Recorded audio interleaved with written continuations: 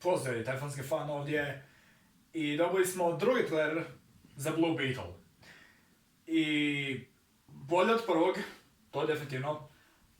Ali je malo čudno da su tek jučer stavili ovaj trailer, jer ovaj film je još samo par dana dok ga ne dobijemo.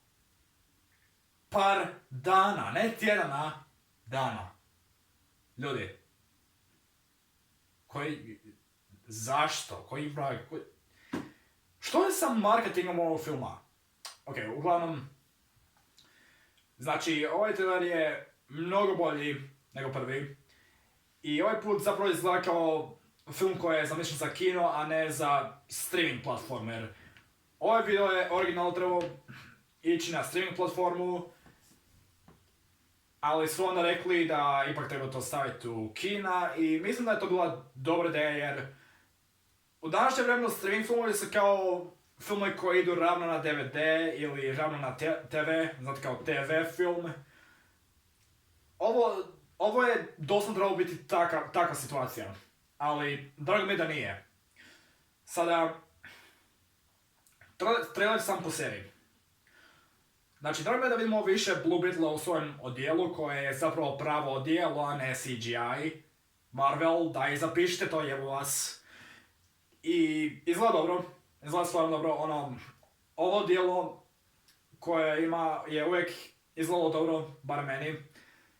Od prvih set slika, ovo je izgledalo kao fantastično odijelo i da, stvarno izgleda sjajno. Kad smo kod nekih scena u traileru, neke su iz prijašnjeg trailera, tako da to je normalno. No onda imamo više od zlikovaca kao Caripax, nemam blago pojma kako se kaže.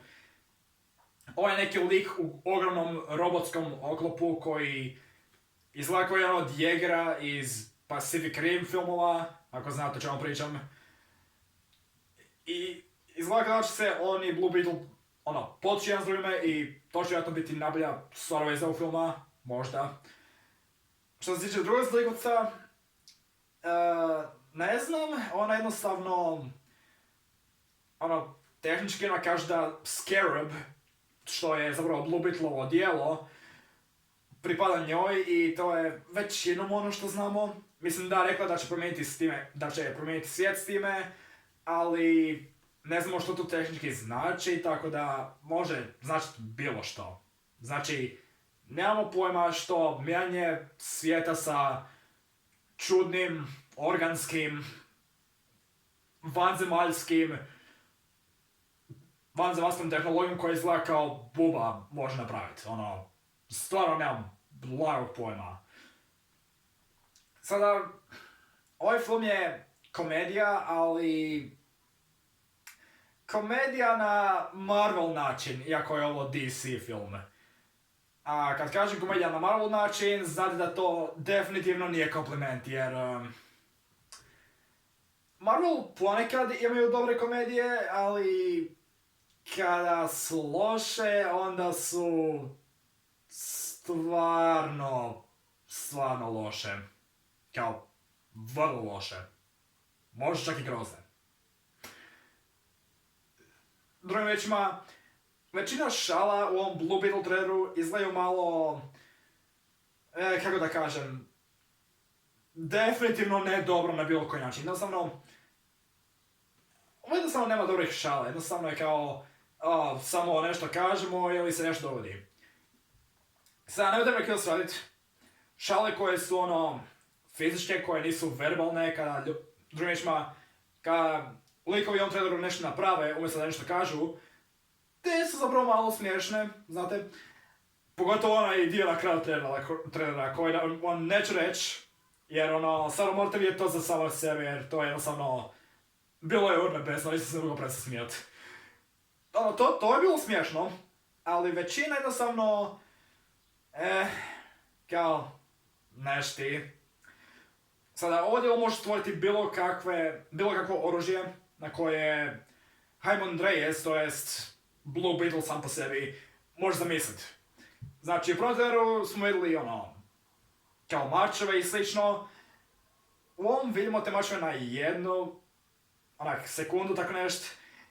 I onda ostavljaju se kao neki fusion canoni ili vanzemaljski pištolji ili nešto tako. Čak ima i krilo u ovom traileru koji ima i u priješnjem. Opet mogu napraviti onaj štit. Ovdje sam izgleda kao stvarno za jedan film, da vam pravo kažem. No opet, što je s marketingom u ovome? Jer tek smo jučer dobili ovaj trailer na koji vam sad pričam.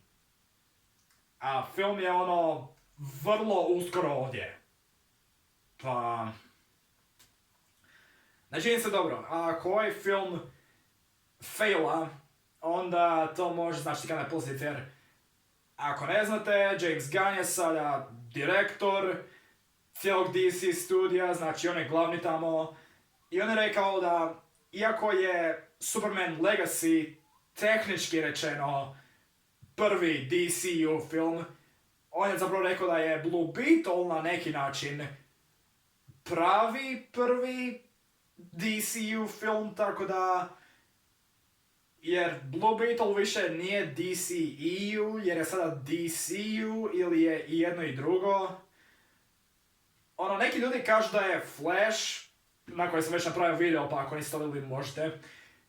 Mnogi ljudi kažu da je to bio kraj DCEU-a i da će sad Blue Beetle biti početak DCU-a, ali Aquaman 2 izlazi nakon Blue Beetle-a, a prvi Aquaman film je u DCEU, tako da je drugi Aquaman film u DCEU ili je u DCU ili je u oba.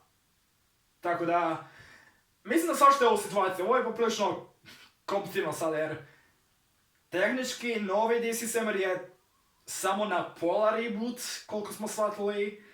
Znači neki glumci se vraćaju, neki se ne vraćaju, nekima je rečeno da se mogu vratit. Nitko ne zna koji se mag više ovdje događa, tako da... ne znam, ovo je malo zbunjujuće, ali morat ćemo vidjeti kako ovo ide, pa... da, to je sve što sam za danas htio reći. Ovo izgleda zabavno, nadam se da će biti dobro. I da, jer vas bira za ovo ili jednostavno vas nije briga uopće. Uglavnom, to je sve za danas, ja sam taj filmski fan i vidimo se idući put.